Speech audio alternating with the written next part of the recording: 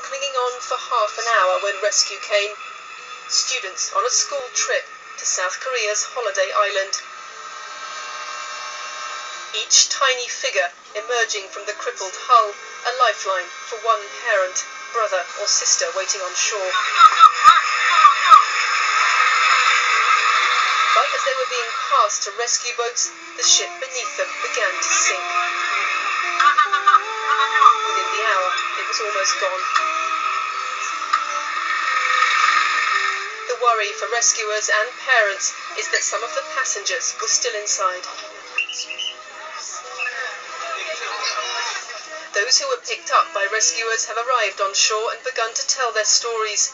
How they felt a thud before the ship began to tilt. How some students were told to jump into the water before it went down, and some were told to stay.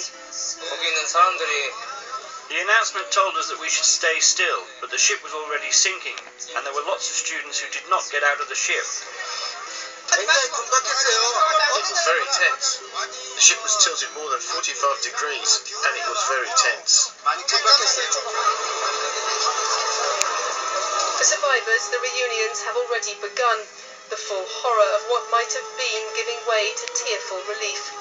For now, they're the minority, with so many of those on board still unaccounted for.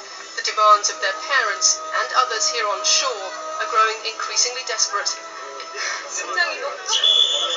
I felt like my heart stopped. I can't describe the feeling with one word. I was too shocked. I can't even talk about it. Many more families are waiting for news of those still missing and demanding answers. What happened on this routine journey, they're asking. Why did this ferry sink? And where are our children? Lucy Williamson, BBC News on the South Korean coast.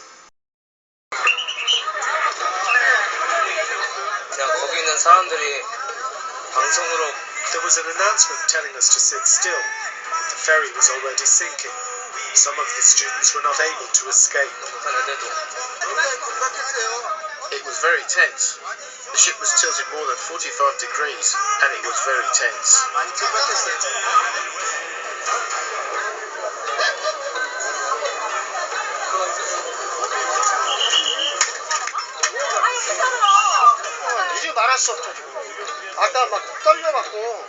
I can't even describe how I feel now. I was super nervous. Even specially trained soldiers will have a hard time if they get stranded at sea.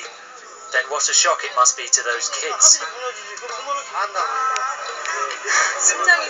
I felt like my heart stopped.